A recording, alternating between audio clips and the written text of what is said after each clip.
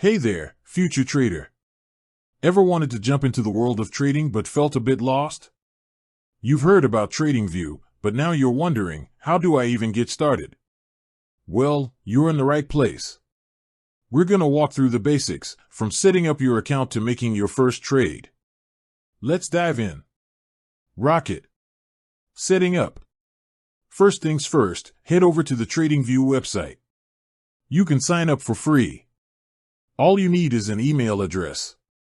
Once you're in, you'll land on their main page, which might look a little overwhelming at first, but don't worry. This is your command center. Up top, you've got a search bar. This is where you can find any stock, crypto, or forex pair you want to analyze. For example, let's type in AAPL for Apple. A few options will pop up. Choose the one with the correct stock exchange, like Nasdaq.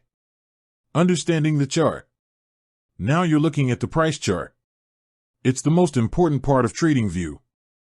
You'll see lines or candles moving up and down. These represent the price of the asset over time.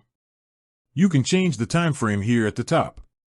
Want to see the price action over a single day? Click on 1D. How about a 1-hour view? Select 1H. This lets you zoom in or out to see different levels of detail. Adding indicators.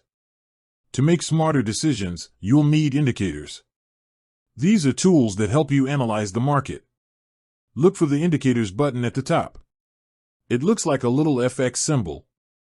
Click it, and a whole library of indicators will appear. A great one to start with is the Relative Strength Index, or RSI. It helps you see if an asset is overbought or oversold. Another classic is the Moving Average, or MA. This helps smooth out price data to see the trend more clearly. Placing a trade. Alright, the moment you've been waiting for, placing a trade. TradingView is a fantastic tool for analysis, but you can also connect it directly to many brokers. Look for the trading panel at the bottom of the chart. Click on it, and you'll see a list of supported brokers. Choose your broker, log in, and you're all set to trade directly from the platform. You'll see buy and sell buttons right on the chart. Remember to start with a small amount and always do your own research. Trading involves risk, so be careful and have a plan. Final advice. And there you have it. You've learned how to set up your account, navigate the chart, use indicators, and connect your broker. Start by practicing with a paper trading account, which lets you trade with virtual money.